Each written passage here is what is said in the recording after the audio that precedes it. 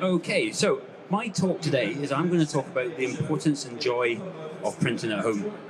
It's something I'm particularly passionate about, is printing. I think it's a fantastic way to display your work.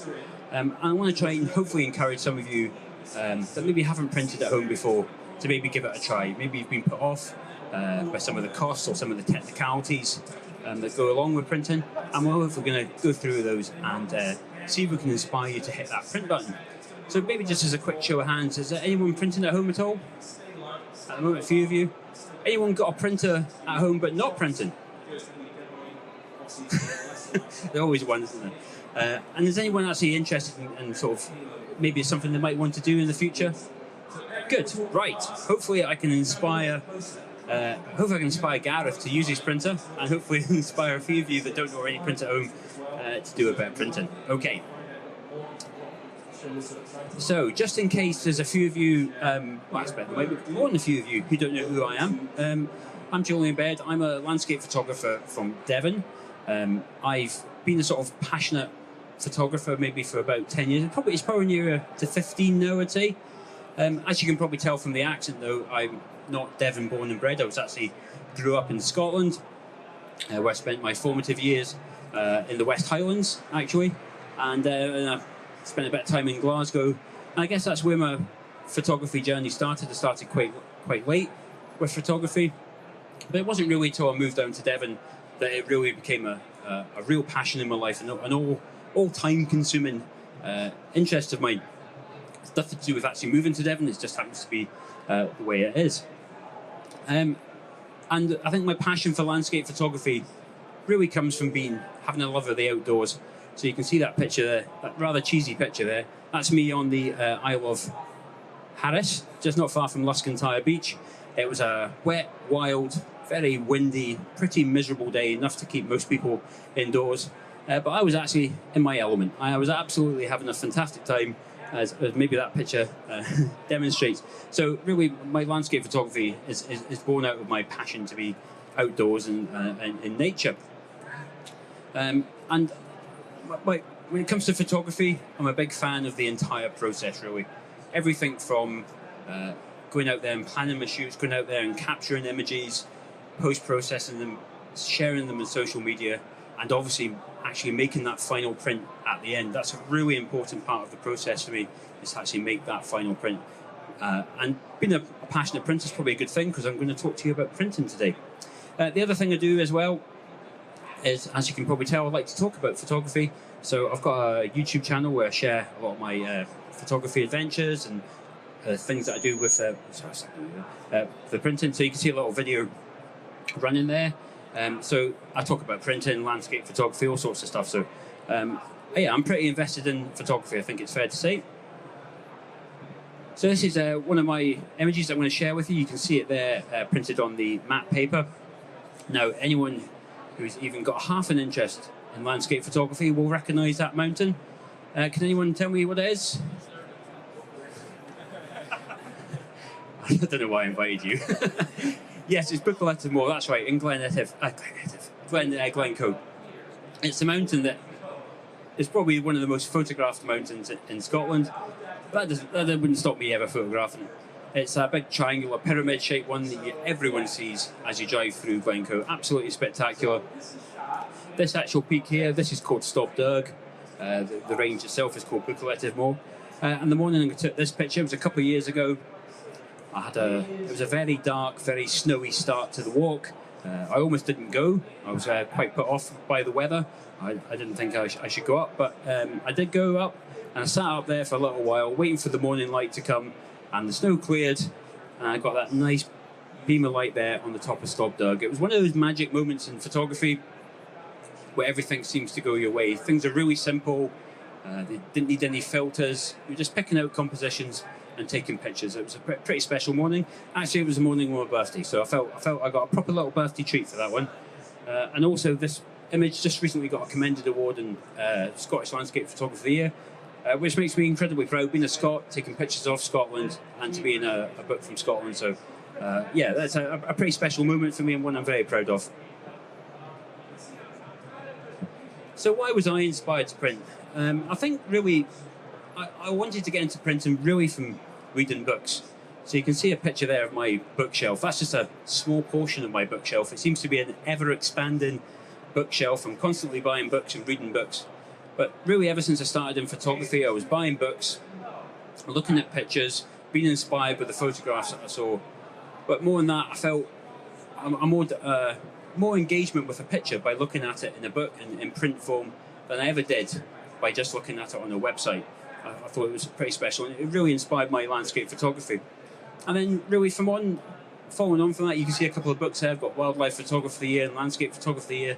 And I go and see the exhibitions. So I go to the Natural History Museum, look at these pictures, and I see them on the wall, and I see them all lit, and I just thought it looked really special. And I thought, well, one day I want to see one of my photographs up there like that.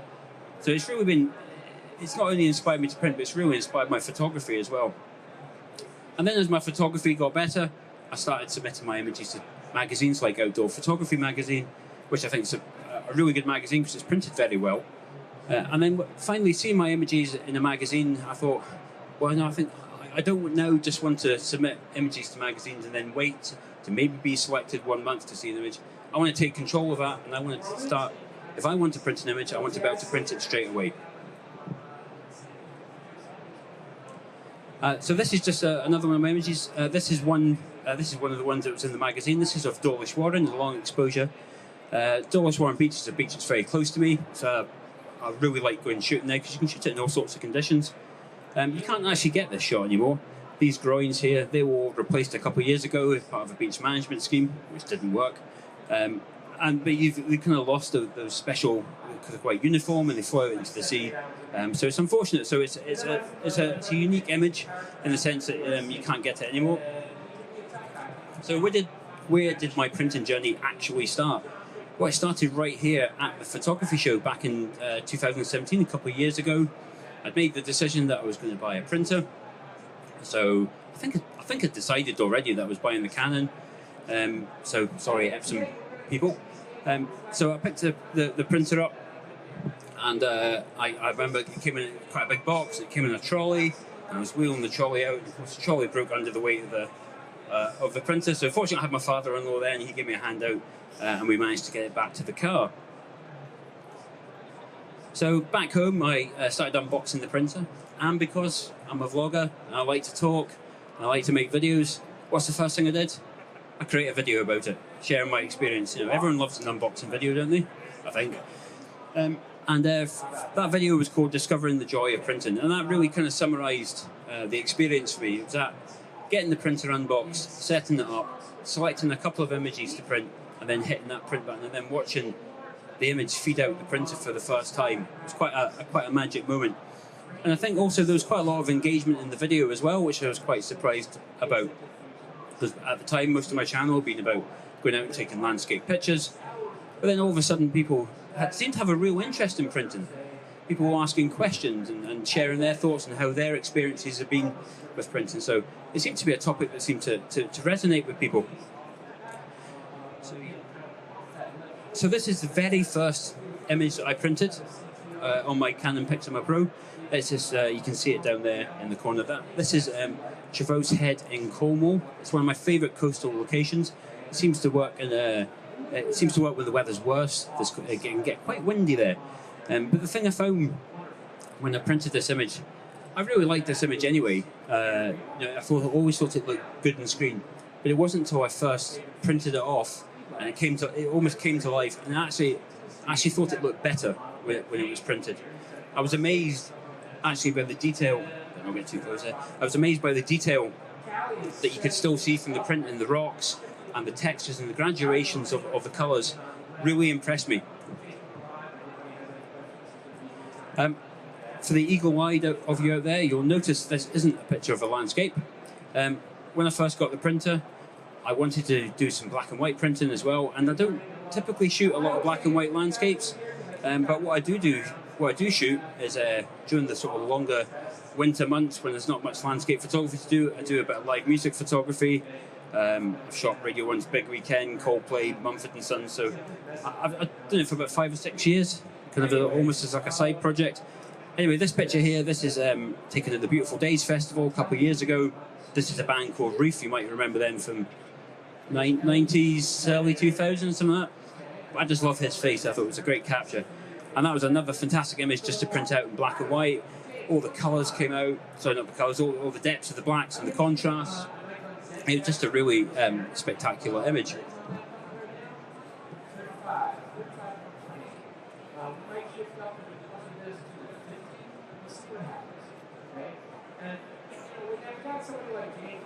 Okay, so obviously those first two prints, they really kind of got me hooked. So I thought, well, I need to carry this on, and obviously I made another video, didn't I? So this one was called, I think, Becoming a Passionate Photographer. And what I was found is that I was starting to move on from the very basic elements of printing, and I was starting to experiment with different paper types and different paper sizes. One of the first ones I was actually reading Outdoor Photography magazine. This is how I found out about Fotospeed papers, was they had an advert for panoramic papers. And I thought that looked really interesting. So I ordered a test pack of that and printed off my first panoramic image. And that's actually, it's an odd thing. I didn't used to take a lot of panoramic images, but when I actually got the panoramic paper, it kind of inspired me to say, well, maybe I should print more or make more panoramic images. The thing with panoramic photographs is they look quite good, and the problem is your laptop screen or your monitor is not really designed for displaying a panoramic image, but when you put it on a panoramic bit of paper, it really comes to life. I then started looking at the different test packs of paper. So paper choice can be quite a confusing thing when you first start out printing. There's an awful lot of mattes and glossies and semi-gloss. So the matte papers were actually a fantastic way for me to actually start experimenting more with papers and trying to understand which types of my images go with which papers. So if you're kind of new and you're looking at getting into papers, go around the corner there, pick up a few test packs. I think they're doing special offers on them at the moment, so I recommend that. Really is a great way to try out lots of different papers without buying a big 25 pack box. The other thing I started learning how to do, really I was learning a whole new skill set actually. I started learning about frames, started putting my pictures in frames, started putting them in mounts.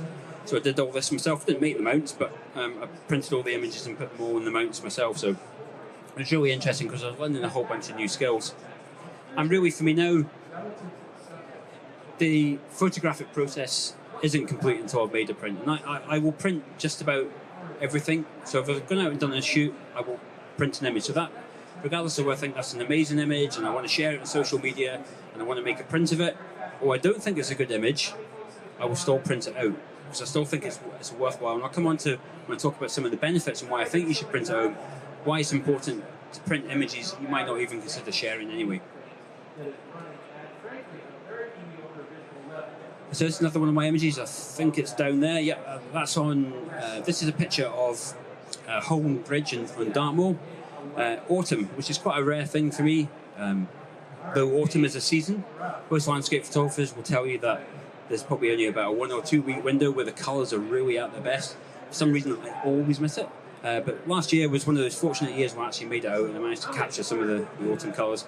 The river's a bit high in this one, so I couldn't quite get into the position I wanted, but I think it's still a nice picture. But I printed it off in the Fotospeed's new Legacy gloss paper, which is really nice. But by all means, when I finish talking, go up there and have a look at that as well. It's a really nice paper. Wow, is that a bad picture? I own it. Right. Can you discover the joy of printing? Is printing for everybody else? Yes, you can. I think anyone can print at home, but there's always a but. There's always a but, isn't there? So what I'm going to do is I'm going to talk about some of the reasons people will give for not printing at home, and maybe we'll just have a quick chat about them and hopefully put some of those reasons to the side. So the first one everyone talks about is cost. Ink. It's like liquid gold, isn't it? But I've obviously printed these images, so I've got the same image here. This is Belstone Common on Dartmoor, one stormy morning. And the image on the right there is the one you can see down there. So that's printed on legacy gloss paper. It's mounted in a frame. And I think that probably cost me about £10 to make. But the vast majority of that cost is actually the mount, not the actual print itself. The print itself probably only cost me roughly about a couple of quid. So it's about the price of a cup of coffee. And when I put that personally, when I put that in perspective to the rest of the cost of photography, I spent more on petrol getting to Bellstone Common than I did actually making a print. But that's not to say that I'm not trying to make out that ink's cheap, but you don't have to do it like that. I mean, obviously I've done it there for display purposes, so that's why I've invested that. Now, we've got the same image here on the left. Now, this was printed using my office printer, so it's just a Canon MB5350, I think it is. So it's a standard office jet printer used for faxing. Does anyone do faxing? Yeah? You still do faxing, Chris? Good man. But it does copying and all that. It's an office printer. So you've got 3 colour inks and a black ink. Now, I'm not going to try and stand here and tell you that that looks the same as that. Obviously, it's the same photograph, but it's not the same quality. But you don't have to be printing like that to still get benefit from your photography. So really, no matter what printer that you have, you don't have to go out and buy a Prograph 1000 or even a Pixma Pro. If you've got a printer at home and you just use it for printing off the odd document, that was just printed on Canon's own photo paper. So it's really simple. And we'll talk more about the benefits of why it will improve your photography later. But I think it's just trying to provide an example here that you don't need to have the most expensive printer, and you don't need to be producing images that you think, I'm not going to print until it's ready to go in the gallery. I think missing a bit of a trick. The other challenge with printing is, where am I going to put all these images? It's great that I've got this lovely display board here, but I can't imagine very many people have got these in their home. So what am I going to do with these prints if I make them, Julian? Well, I've got a couple of solutions. At home, I'm not allowed to display my work anywhere in the house, apart from my small office that I've got. So I have to be quite ingenious about how I do this. I mean, I'd love to have all that around the house, but no chance. So the white shelf you see there on the top, that's called a picture ledge. It's from that well-known Swedish furniture company you might all be aware of. Relatively pretty inexpensive it is, actually. It just screws into the wall. But the good thing about the picture ledge, in a very small space, it's got this little ledge, this ridge that runs down the middle of it. And what that allows you to do is you can just take a print and you can sit it on the shelf, and it just fits nicely into that little groove there. So without having to frame anything or drill any holes in walls or find frames, find mounts, you don't need to do any of that, and you can still display it on a wall where you can see it. And they come in a variety of different lengths, so you really don't need a lot of space. Obviously, it also works for frame prints as well. So I don't really put holes in my wall to hang up my framed prints. I just put them on the pictures. And that gives me a lot of flexibility as well. I can print off lots of different images, lots of different sizes. I can change the order. I can move stuff about. I can do all sorts of stuff. If you're really, really short of space, you should still print. Now, these are 10 by 15s, centimetres that is. I think that's 6 by 4 in old money.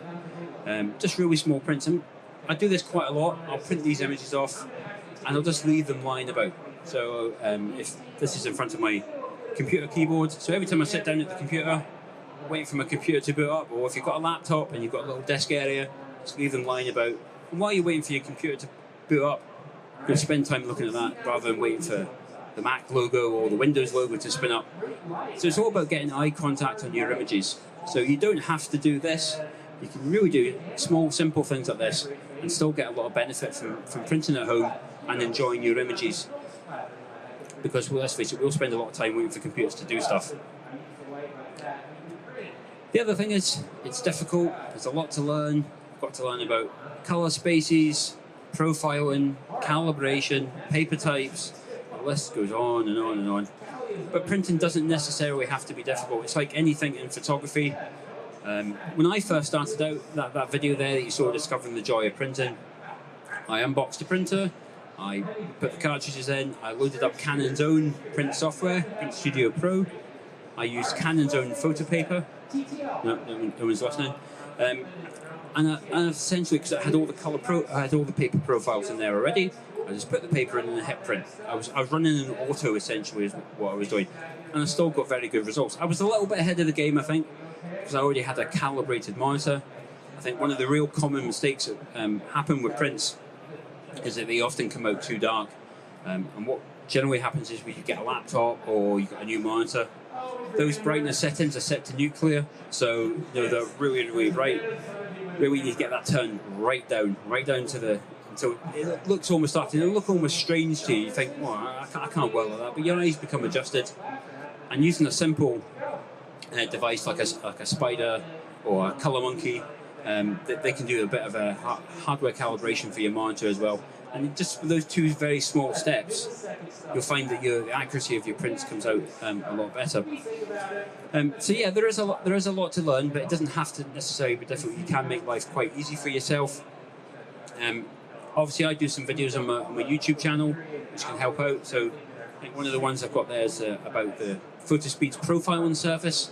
So if you find a stock of paper that you want, they offer a free service where you just print off a test page, send it off to them. It's super quick. They come back and they send you a custom ICC profile, which is matched specifically to your printer and to your paper, the paper type that you send away. That gives you almost fully accurate results.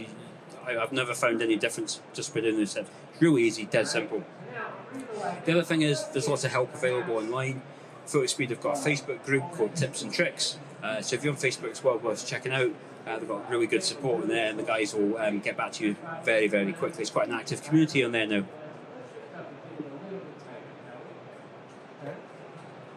Sorry, all this talking's thirsty work. Okay, the other thing you could do is say, well, I'll just get a lab to do it. Why would I even bother getting a printer at home? I'll send them off. Well, that's the reason I used to use as well. And you know how many images I got printed via a lab? That one. That was it. That's all I ended up printing. There was always a reason not to send my image to a lab to get it printed.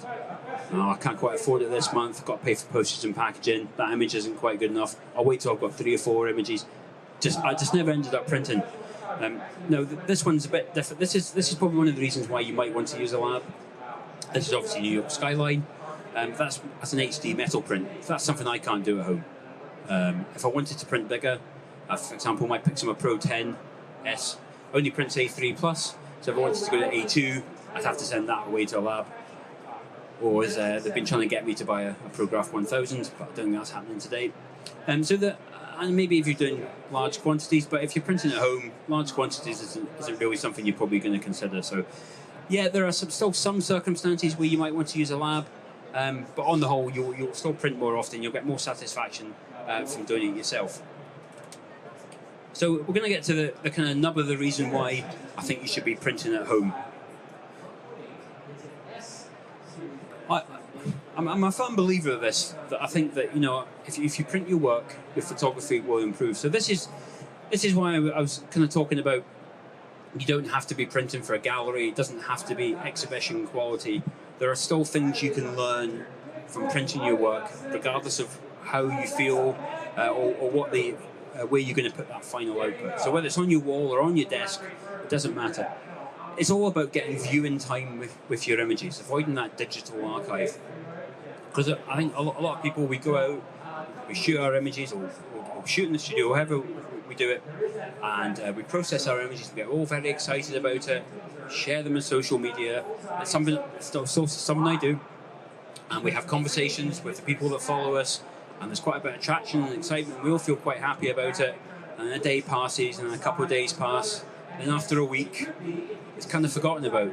I mean, how often, when was the last time you actually went onto your Instagram feed or your Flickr feed or whatever it was and actually went back and really looked at the photographs that you were producing? It doesn't happen very often. I think unless you're maybe in a camera club where you've got a competition, or you're going to enter one of the bigger competitions, you don't really go back and look at your photographs that often. And if you're not going back, or you're only going back once a year, if you're not looking at your photographs, how are you going to learn from it? And I think this is the real importance to me about printing at home, because whether you have them in a nice display like that, or on that picture ledge, or you've just got a bunch of 10x15s around your desk, you'll spend more time looking at your photographs. It's amazing how much spare time you've almost got just by walking about and waiting for things to happen. And by looking at your photographs, you'll start to look at them a bit more critically. So you'll start saying, well, yeah, I quite like that picture, but what if I maybe stepped to the left or pointed the camera down a bit? And also, you maybe look at, I've often found this, I've looked at an image I actually thought was quite good and I was quite happy with it, but the more time I spent with it, maybe the more problems I found with it.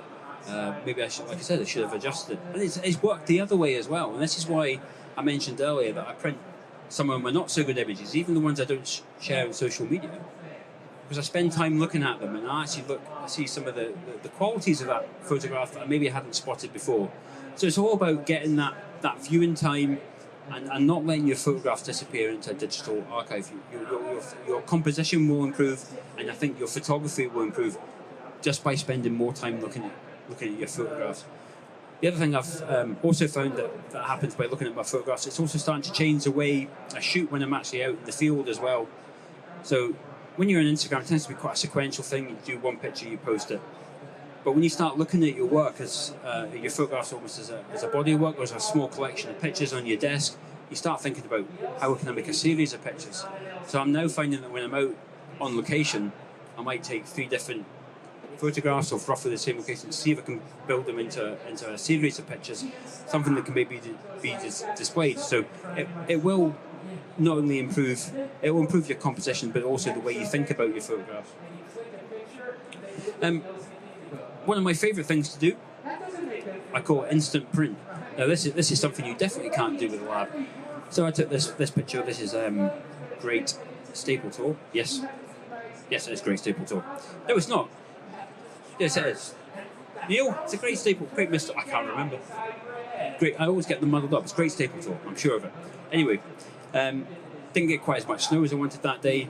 But what I really enjoyed was I went out that morning and took that photograph and then came straight home, edited it and made a print. And it was just like a really satisfying experience that it just didn't, I was able to create something physical from my work that I'd already done that morning. And you just can't get that with a lab, but you can do if you're printing at home. And if you're doing printing at home and you're doing instant print, you will find that you will print more often. So this is a thumbnail from a video that I did about creating a home gallery. So I created this like small. Those are those picture ledges that you can see, and I was able to create a gallery. So you will end up printing more often. Oh. The other thing that will happen is you'll learn the craft. So as I said earlier, some of the challenges, there are challenges with printing, and you can make it. You can learn as much of that craft or as little of that craft as possible. Like when I started out printing, I was using the Canon software with the Canon papers, and I didn't really need to learn anything. I was just good to get nice prints. Here you can see I've been learning how to mount my prints, as you can see there. To the richness of the photographic process, it's nice to know that I've got a skill set that extends not only from the digital world, but into the physical world as well. And as a result of learning the craft, you will never be short of a Christmas present to annoy a relative with. Given the gift of photography, once you have a printer, honestly, you can badger your relatives with prints and instead of socks. So this is a print that I gave away to the person's cottage that I rented in the Isle of Harris. I did a little bit of packaging there, and for me though, it was really satisfying because not only did I know that I planned that adventure, I went there, I took that picture, I processed it, I printed it, I packaged it, I sent it to them, and now someone's got it hanging up in their home. It was immensely satisfying, and it's been about enriching that photographic experience and the way I look at my photography. I also did another print similarly packaged, and I sent it to a relative, and absolutely no interest in photography at all, but they liked the picture that I took, and the comment they sent me back in an email says, well, yeah, I really liked this image and I saw it on your website and I thought it looked really good, but it just looks absolutely amazing in print. And I thought that really kind of caught me off guard, because I didn't expect maybe a non-photographer person to appreciate the value of that print. So I was really kind of taken aback and quite happy about that you don't necessarily have to have that photographic eye, and you can critically look at it, but people will appreciate your work more if it's in physical form. But again, you don't have to be sending it to relatives. You can just leave it lying about the house and have conversations about people that come over and visit.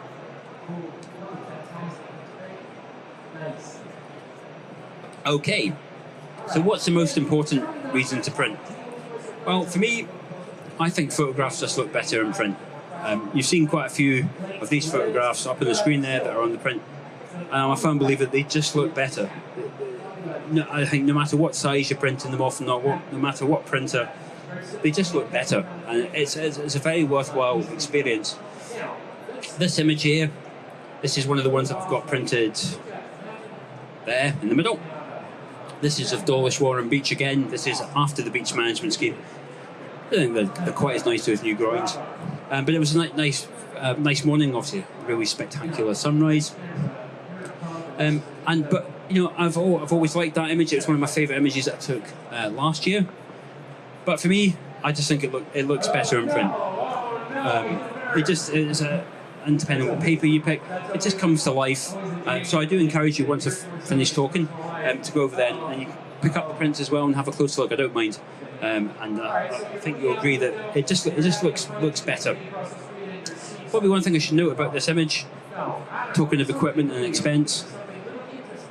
A few of you will know I shoot with a Nikon D850. That image there, that wasn't taken with a D850, that was taken with a Nikon D80. And I took that last year. So that's a camera that's 12 years old. I think it's a 10 megapixel camera, but I was using a wide angle lens. So the time I did a bit of correction and straightened the angles and cropped it a little bit, it was down to about 6.5 megapixels. But I can still create an A3 image that size. So don't worry about the fact that I'm not shooting for gallery and I don't have the world's best digital SLR. None of that really matters. But what's important is you're taking images and you're printing them off. You can still get immense quality from even the cameras that are maybe over 10 years old. I think that's really important. So I'm coming up to the end. I'm going to open it up for questions soon. But hopefully, by talking about some of these things, hopefully you're going to be inspired. Gareth, I want to hear that you've been using your printer after this. But yeah, I think you don't need to have the best gear. You don't need to have the best camera. You certainly don't need to have the best printer. Like say, if you've got like an office jet, as long as it's got some colour ink, buy some of the manufacturer's paper and just get printing. Print them 10 by 15, print them small, put them all over the place. You'll start to enjoy, and your photography will start to improve.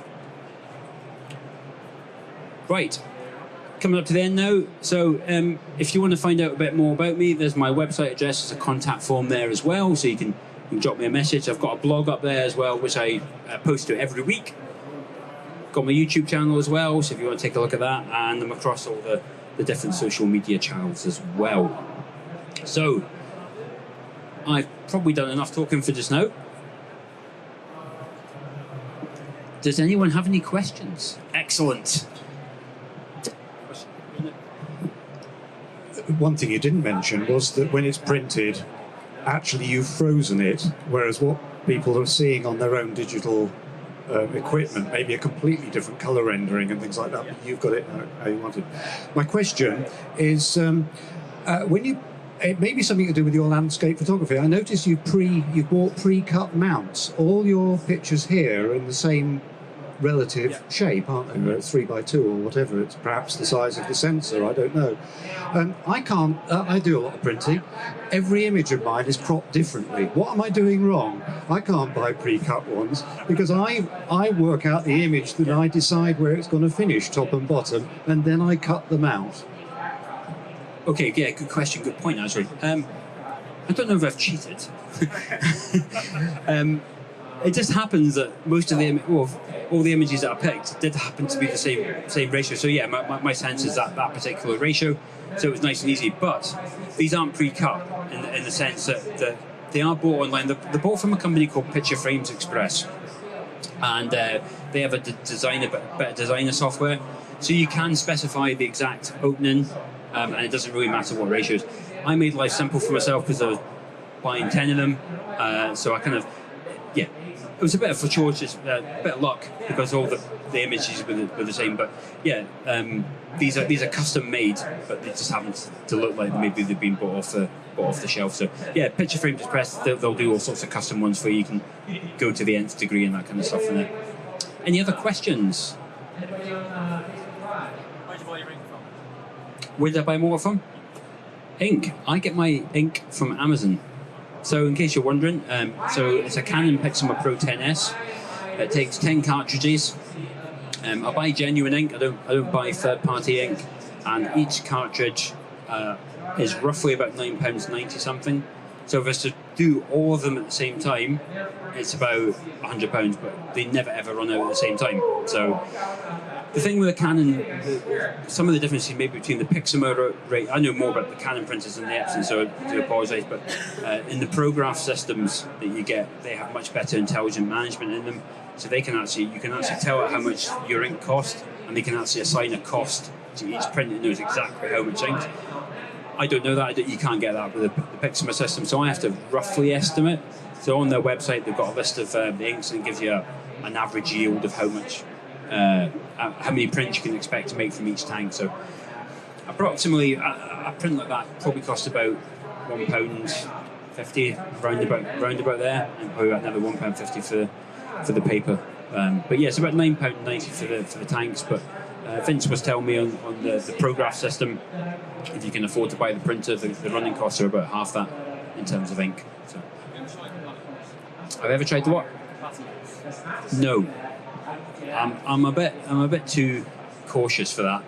I tend to buy native products from the vendors themselves. I've never tried, though.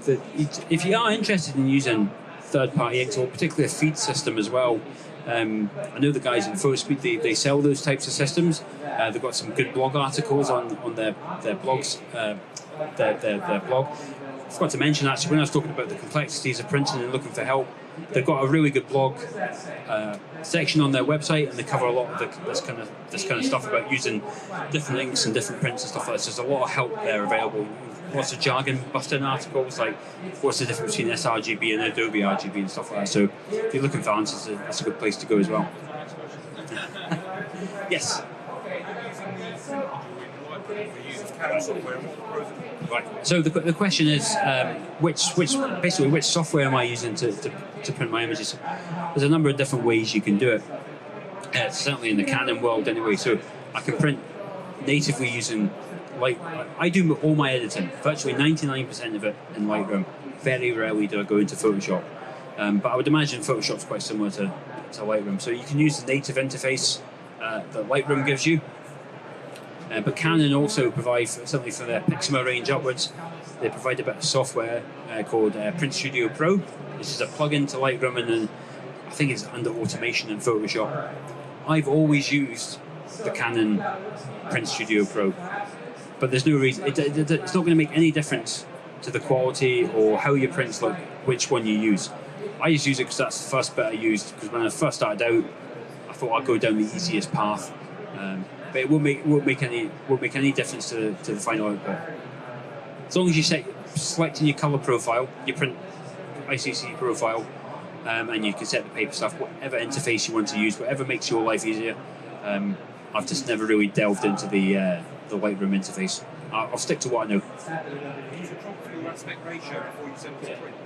You do that within Lightroom, and then you do that in the Canon software. To get the correct aspect ratio, so A4, A3, or right, so it's a question about crop ratios, and do a crop before or after or during when I'm sending it to the printer. So I do all my cropping in post-processing. As you can see from the work here, as this gentleman's pointed out, they all tend to be the same ratio.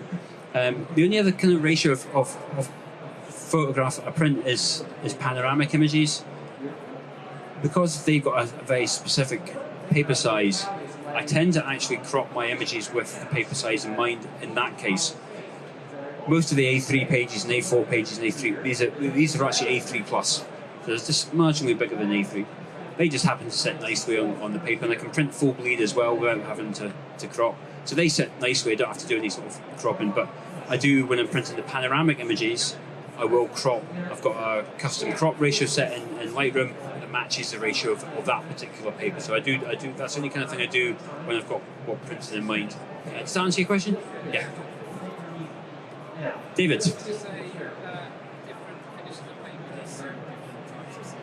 Yes, that's a very good question. So yeah, this is a question I asked myself. It's a question I asked myself several times when I was learning how to print. It's like, which paper type goes with which photograph? I think everyone probably asks that question.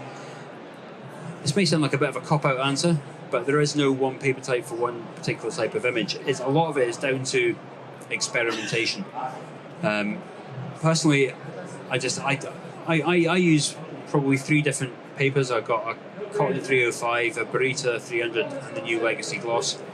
I'll give you an example. That image there of book less is more, I've printed 3 times in 3 different papers. And personal choice, they all look really good, but they all look slightly different as well. But there's no right and there's no wrong one. That's printed on cotton 305, that's a matte. I think I'm going to frame that picture, but I'm probably going to frame it using the new Legacy gloss because I just like the way it looks better. So when it comes to picking the paper, I think it's just a matter of experimenting. That's why those test packs are particularly good, because you can get an A4 page and just print it off. Does that answer the question, David? Thank you. Right, good. Anyone else? Last chance. Go in. Julian. Oi!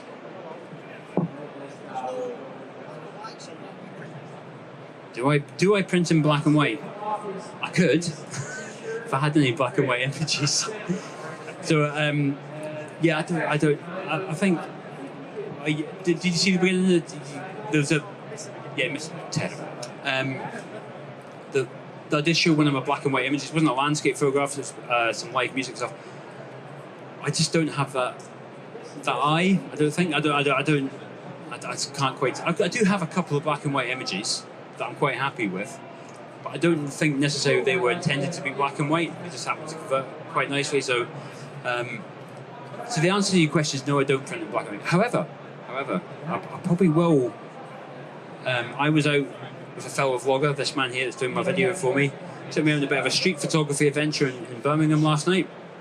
I'm just trying my little hand at that. So there's going to be a lot of black and white images, so I'm probably going to print some of those. I might even pick up a new paper stock myself, actually, just to give that a try. But no, that's why there's no black and whites. I just don't really take that much in the way of black and white landscapes. Any more questions? If there's no more questions, please do come over and have a look at the prints. You can pick them up. It's not a problem. They're not fragile. Have a closer look at them. Tell me your thoughts if you want, as long as they're positive. I don't want to hear any negative comments. But yeah, by all means, pick them up and have a closer look at them. I know what all the paper types are as well. So if you want to know what paper type a particular image is, I'm more than happy to tell you. Any more questions then?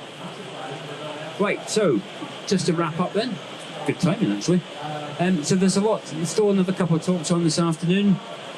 I'll be here to do Master of Ceremony, so I'll be introducing Matt Hardy in about 20 minutes. Is that the rain? Hail, crikey. Whoa. I'll speak up then. And 2:30 there's Joe Cornish as well, so Joe's doing a bit of an extended talk, and I'll be here to help field the Q&A session with Joe, so please come along to see Matt and Joe. And like I say, if you're here for the rest of the week as well, absolutely stellar lineup of talkers as well. So, but yeah, please have a look at the images in there. Thank you very much. Thank you.